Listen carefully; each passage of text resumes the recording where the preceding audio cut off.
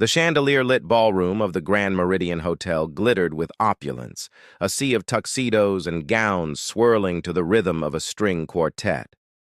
Crystal glasses clinked and laughter echoed, but for Amara Jackson, the night was a battlefield. Dressed in a starched black maid's uniform, her hands moved swiftly, clearing plates, refilling drinks, and dodging the dismissive glances of the elite. At 42, Amara's deep brown eyes held a quiet fire, one that burned beneath the surface of her forced smile. She was invisible to them, another black maid, another shadow in their world of privilege. But Amara was no ordinary servant. She was a titan in disguise, the billionaire founder of Meridian Enterprises, the very empire hosting this gala. The night began with a cruel twist. As Amara balanced a tray of champagne flutes, Mrs. Evelyn Carver, the wife of a hedge fund mogul, sneered, "You missed a spot, girl." The word girl dripped with venom, and Evelyn's manicured finger pointed to a non-existent smudge on the table. The crowd around her chuckled, their eyes glinting with superiority. Amara's jaw tightened, but she nodded, wiping the already spotless surface. Inside, her heart thundered, not with shame, but with the weight of her secret. She had built this empire from nothing, rising from the ashes of a childhood marked by poverty and prejudice in Atlanta's poorest neighborhoods. Yet here she was, playing the role they expected, all for a purpose they couldn't fathom. Amara's presence at the gala wasn't accidental. She had orchestrated this night to expose the rot within her company's elite circles. Meridian Enterprises, a conglomerate spanning tech, real estate, and philanthropy, was her life's work. But whispers of corruption had reached her ears. Board members, investors, and socialites were siphoning funds meant for her charitable initiatives. Programs designed to uplift marginalized communities like the one she'd grown up in. To uncover the truth, Amara had gone undercover, trading her tailored suits for a maid's uniform, her penthouse for a cramped staff room. Tonight she was gathering evidence, listening to their careless boasts, their slurs, their schemes. As the night wore on, the insults grew bolder. A young tech bro, flush with wine, tossed a napkin at her feet, laughing. "Pick it up, maid. That's what you're here for, right?" Amara knelt, her fingers brushing the marble floor. But her mind was sharp, cataloging his face, his name. Jason Whitaker, a junior executive with sticky fingers in her charity's accounts. She overheard Evelyn Carver whispering to a board member about rerouting funds to offshore accounts, their giggles masked by the clink of glasses. Each word was a dagger, but Amara's resolve hardened. She wasn't here to break. She was here to build a case. By midnight, the gala was in full swing, but Amara's heart raced with purpose. She slipped into the staff corridor, pulling a tiny recorder from her apron. The device held hours of incriminating chatter, enough to start unraveling their web. But as she tucked it away, a voice cut through the shadows, Evelyn's. "What's a maid doing sneaking around?" she demanded, her eyes narrowing. Amara froze, her pulse pounding. Had she been caught? Or was this the moment her plan would ignite? The night was far from over, and Amara Jackson was ready to fight for justice, her way. Amara's breath caught as Evelyn Carver's voice echoed in the dimly lit staff corridor. The older woman's heels clicked closer, her diamond earrings catching the faint light. "I asked you a question, maid," Evelyn snapped, her tone laced with suspicion. Amara's fingers tightened around the recorder in her apron pocket, its weight both a shield and a risk. She straightened, meeting Evelyn's gaze with a practiced calm. "Just heading to the supply closet, ma'am," she said, her voice steady but deferential. Evelyn's lips curled into a smirk. "Don't get any ideas above your station," she warned before turning away, her gown swishing like a predator's tail. Amara exhaled, her heart still racing. She couldn't afford a misstep. Not now, not when she was so close. For months, she had embedded herself among the staff, enduring slurs and indignities to infiltrate the inner circle of Meridian's corrupt elite. The recorder held fragments of their greed: Evelyn's plan to divert charity funds, Jason Whittaker's boasts about skimming profits, and hushed talks of a rigged board vote to oust Amara as CEO. They didn't know the maid they mocked was the woman they feared losing control of. But maintaining the charade was draining. Every slight, every girl or servant, cut deeper than she'd expected, stirring memories of her childhood, her mother scrubbing floors, her father denied promotions, their dreams crushed by a system that saw their blackness as a barrier. Back in the ballroom, Amara resumed her duties, her eyes scanning the crowd. She noticed Marcus Tate, a board member and one of her few allies, lingering near the bar. Marcus, a black lawyer who'd risen through sheer grit, had warned her about the board's schemes. Their eyes met briefly, a silent acknowledgement of their shared mission. But trust was scarce, even with him. Amara had learned long ago that loyalty could falter under pressure. She needed hard proof, documents, emails, transactions to bring the conspirators down.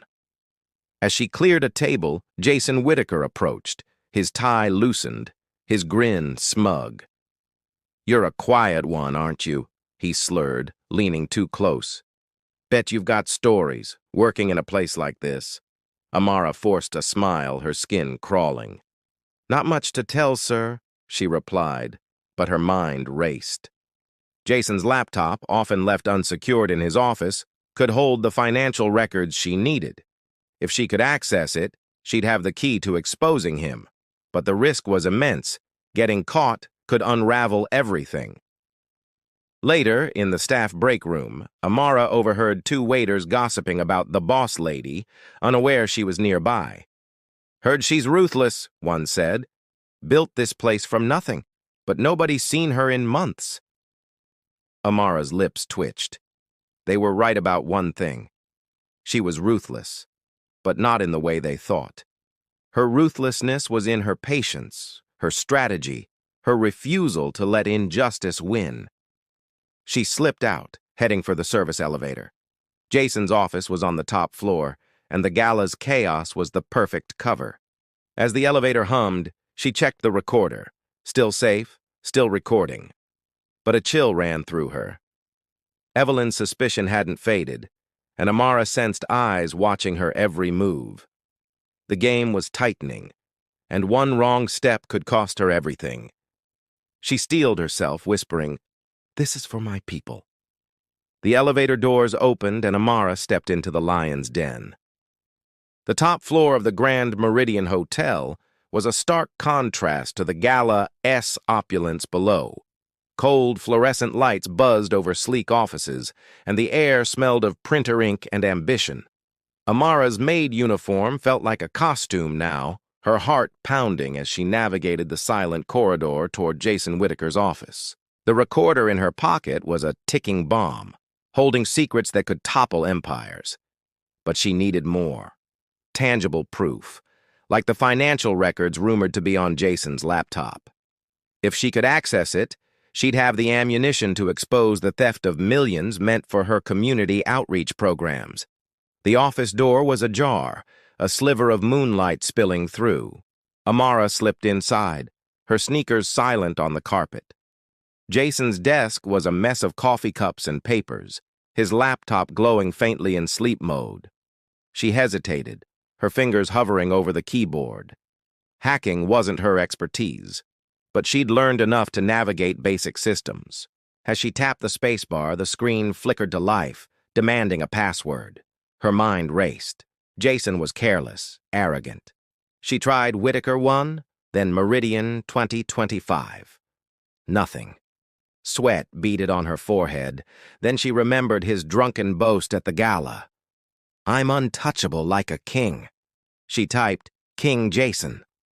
The screen unlocked. Amara's pulse surged as she navigated to his email. There it was, a thread titled Charity Reroute, with Evelyn Carver and two board members CC'd.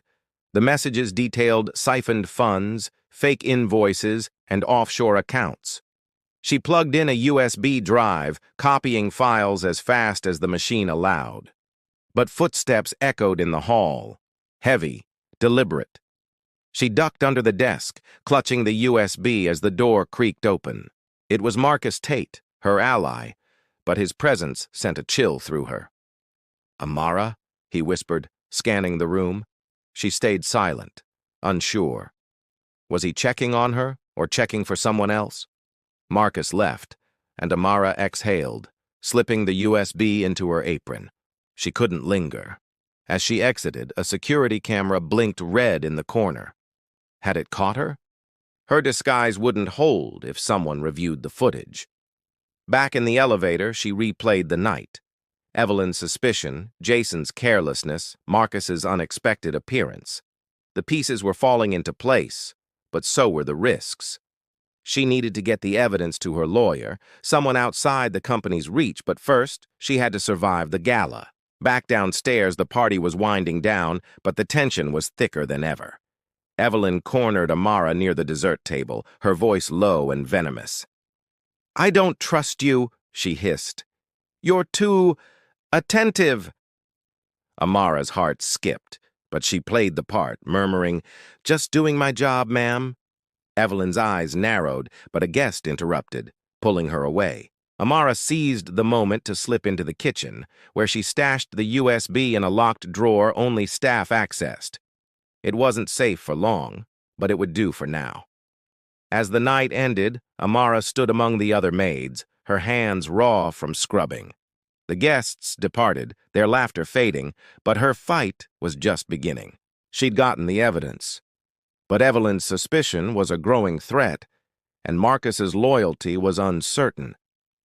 Amara knew the next move would test her courage like never before. She wasn't just fighting for her company. She was fighting for every black child who'd been told they were less, every dream crushed by prejudice. The empire was hers, and she'd reclaim it. Amara's nights were sleepless now, her mind a storm of strategy and fear. The USB drive, hidden in the kitchen drawer, burned in her thoughts like a beacon. It held the proof: emails, bank records, proof of millions stolen from Meridian's charitable funds. But retrieving it was a gamble. Evelyn Carver's suspicion had escalated. Amara had caught her whispering to security, her eyes darting toward the staff. The gala was days ago, but the hotel buzzed with rumors of a thief among the workers.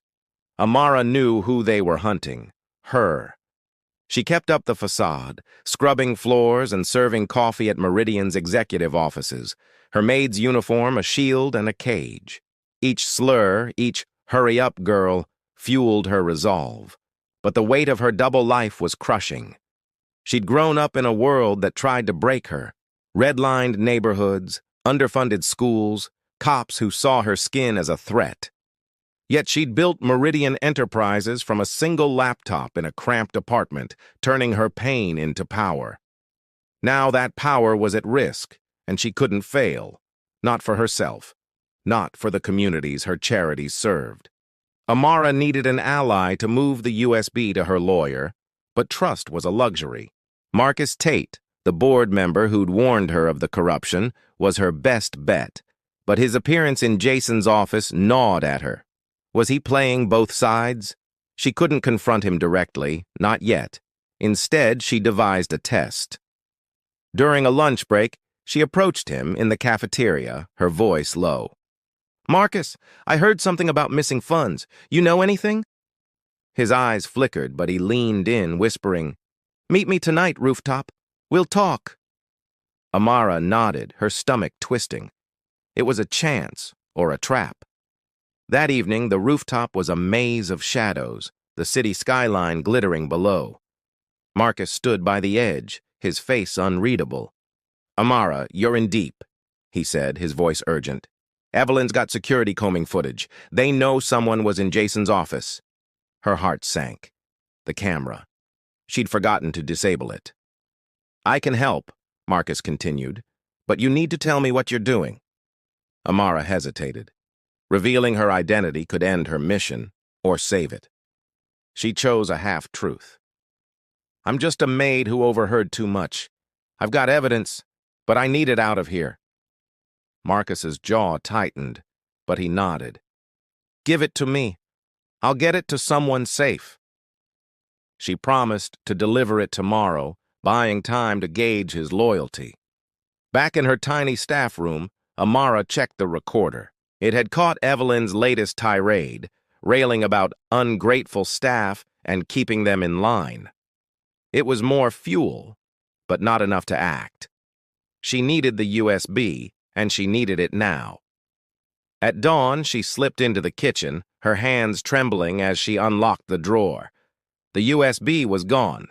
Panic surged, but she forced herself to think. Someone had taken it. Evelyn, security, or worse, Marcus. The noose was tightening, and Amara was running out of moves. She had to act fast, confront Marcus, and pray her empire wouldn't crumble before she could save it. Her people were counting on her, and she'd fight until her last breath. The missing USB was a gut punch, but Amara Jackson didn't crumble. She'd faced worse. Evictions, rejections, a world that told her a black woman couldn't rise. Now, standing in the empty kitchen, her hands shook not with fear, but with fury. Someone had betrayed her, and the list was short. Evelyn, with her hawk-like suspicion, security sniffing too close, or Marcus, her supposed ally. The evidence she'd risked everything for was gone, and with it, her chance to expose the corruption bleeding her charities dry. But Amara hadn't built an empire by giving up. She'd find the traitor and reclaim her proof. She returned to her duties, her eyes sharp, scanning every face. The executive offices buzzed with the usual arrogance, but something felt off. Jason Whitaker, the smug tech bro, was quieter, his usual bravado replaced by nervous glances. Evelyn, meanwhile, strutted with new confidence, barking orders at the staff with a gleeful edge. Amara's instincts screamed, Evelyn had the USB, or she knew who did. Confronting her directly was suicide, so Amara turned to Marcus. If he was loyal, he could help. If not, she'd expose him. She found him in the boardroom, alone, reviewing documents. Marcus, she whispered, closing the door. The evidence I told you about, it's gone. His eyes widened, but was it shock or guilt? Gone? He echoed. Amara, I didn't touch it. You have to believe me. She studied him, searching for a lie. Then help me find it, she said. Evelyn's behind this, I know it. Marcus nodded, but his hesitation lingered, a crack in his armor. He agreed to dig into Evelyn's office where she kept sensitive files. It was a risky plan, but Amara had no choice. That night, Amara shadowed Marcus as he slipped into Evelyn's office. She stayed hidden, watching through a cracked door. Marcus rifled through drawers, his movements quick but nervous. Then he froze, pulling out a familiar USB drive. Amara's heart leapt, until Marcus slipped it into his pocket. Betrayal stung like a blade. She stepped into the room, her voice low. Marcus, what are you doing? He spun, his face pale. Amara, this isn't what it looks like. But his eyes darted, and she knew. He'd played her, feeding Evelyn information while pretending to help. Before she could react, the door burst open. Evelyn stood there, flanked by 2 security guards. Well, well, she sneered. The maid and the traitor. I knew you were trouble. Amara's mind raced. Marcus had set her up, but how much did Evelyn know? Search her, Evelyn ordered. The guards patted Amara down, finding the recorder but not the USB. Marcus still had it.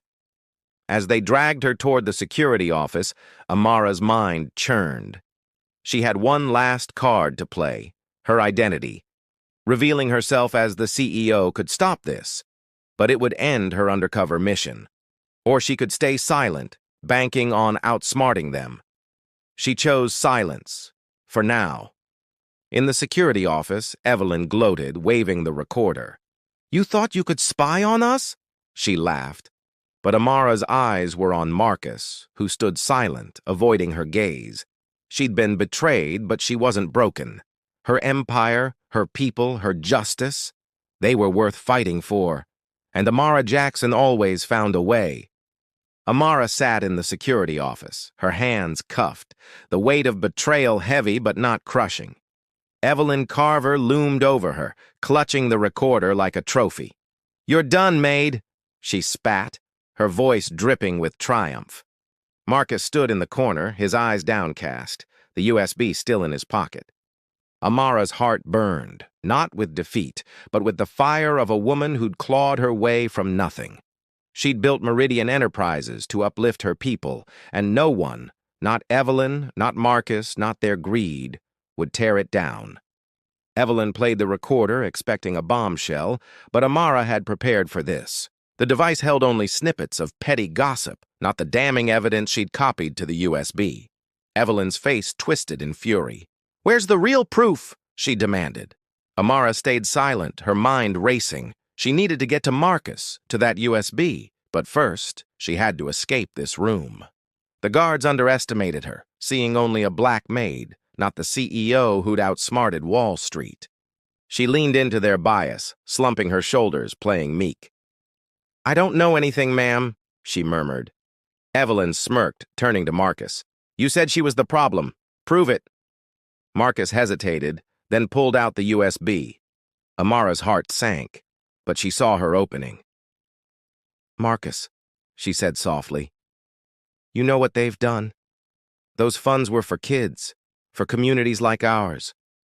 His jaw clenched, a flicker of guilt in his eyes. Evelyn snapped, "Shut her up!" But Marcus didn't move. Amara pressed harder. "You're better than this. Help me fix it." For a moment, the room was silent, the tension electric. Then Marcus acted. He tossed the USB to Amara, shouting, "Run!" She caught it, bolting for the door as he shoved a guard aside. Chaos erupted. Evelyn screamed, the guard scrambled, but Amara was already in the hall, her sneakers pounding. She reached the executive elevator, slamming the button for the penthouse, her real office. Inside, she locked the door, her hands trembling as she plugged the USB into her secure laptop. The files opened, names, dates, transactions, millions stolen from her charities. She emailed them to her lawyer and the FBI, her fingers flying. This was her empire, and she was taking it back. Minutes later, security breached the penthouse, but Amara stood tall, no longer the maid. "I'm Amara Jackson," she declared, her voice steel. "CEO of Meridian Enterprises." The guards froze, Evelyn's face paling as FBI agents stormed in, alerted by Amara's lawyer. Marcus was there, cuffed but unrepentant. He'd betrayed her, then saved her, his loyalty torn by guilt. Evelyn and Jason Whitaker were arrested, their schemes exposed to the world. The Gala's footage, leaked online, showed their cruelty, sparking outrage. Amara rebuilt Meridian, redirecting the recovered funds to her charities. She stood before a crowd at a new community center, her voice ringing. "This is for us, for every black child told they not enough." The crowd roared, her victory a beacon. Justice wasn't just served, it was reclaimed.